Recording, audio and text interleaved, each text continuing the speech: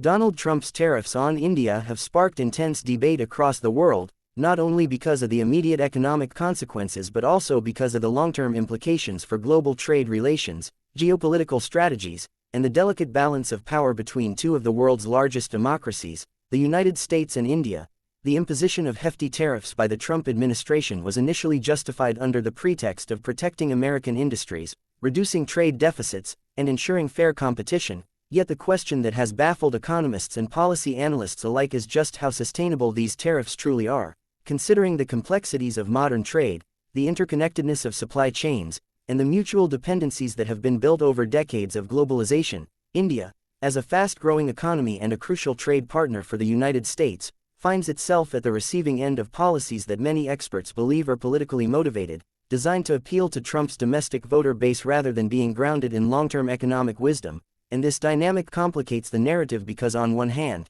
Trump's administration portrays India as unfairly benefiting from lower tariffs and trade imbalances, while on the other hand, India has consistently argued that it is a developing economy still striving to uplift millions from poverty, and therefore, deserves a more favorable and flexible treatment under global trade rules. When we analyze Trump's tariffs from a purely economic standpoint, several challenges become evident. Tariffs may provide short-term relief to certain domestic industries by shielding them from competition, but in the long run, they raise costs for consumers, distort market efficiencies, and provoke retaliatory measures from affected countries, which in this case is India, a country that has its own strategic cards to play, given its massive consumer base, technological potential, and role as a counterweight to China in the Indo-Pacific region. What most economists point out, and what the video description itself hints at, is that Trump's tariffs are not very sustainable, especially as deadlines for increased tariffs near, because history has repeatedly shown that trade wars rarely produce clear winners.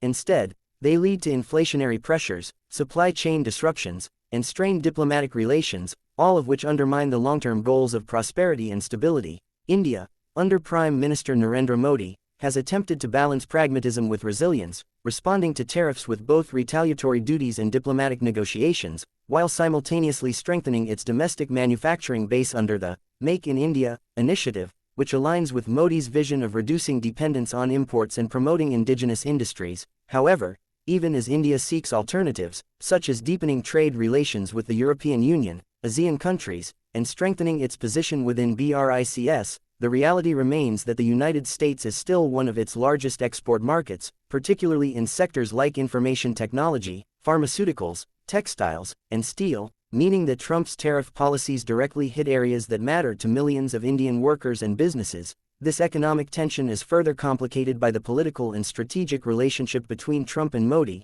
who on the surface projected warmth and solidarity during high-profile events like Howdy Modi in Houston and Namaste Trump in Ahmedabad, but behind the scenes struggled to reconcile differences over tariffs, market access, and trade deficits. The irony of the situation lies in the contradiction between the rhetoric of friendship and the reality of economic friction, for while Trump often hailed Modi as a strong leader and emphasized the importance of India as a strategic partner, particularly in countering China's rising influence, he simultaneously weaponized tariffs as a negotiating tool, thereby creating uncertainty in the bilateral relationship. For India, the challenge has been to not only withstand the immediate economic pain of tariffs but also to strategize for a future where global trade norms are increasingly dictated by protectionist tendencies, nationalism, and unpredictable leadership in major economies like the United States. The broader global context of Trump's tariffs also deserves attention, because the United States did not target India alone. Trump's trade wars extended to China, the European Union, Canada, and even close allies like Japan, which signaled a fundamental shift in America's trade philosophy from championing free trade to pursuing aggressive bilateralism, essentially undermining the multilateral institutions like the World Trade Organization that had long served as arbiters of global trade disputes. In this environment, India is forced to adapt, balancing between defending its own interests and maintaining access to the lucrative American market. And while some argue that tariffs could incentivize India to accelerate reforms, open its markets further, and reduce bureaucratic barriers, others warn that excessive pressure from the United States risks pushing India closer to alternative alliances, such as greater cooperation with Russia or China. Even though India remains cautious of Beijing's ambitions, ultimately, the sustainability of Trump's tariffs is doubtful not only because of economic inefficiencies but also because of political backlash within the United States itself, as industries reliant on imports, consumers facing higher prices, and exporters hit by retaliatory duties begin to voice dissatisfaction, eroding support for such protectionist policies. Moreover, as deadlines for tariff increases approach, businesses are forced into uncertainty, delaying investment decisions, reconfiguring supply chains, and in some cases shifting production to other countries, all of which add to costs and reduce competitiveness in the global marketplace.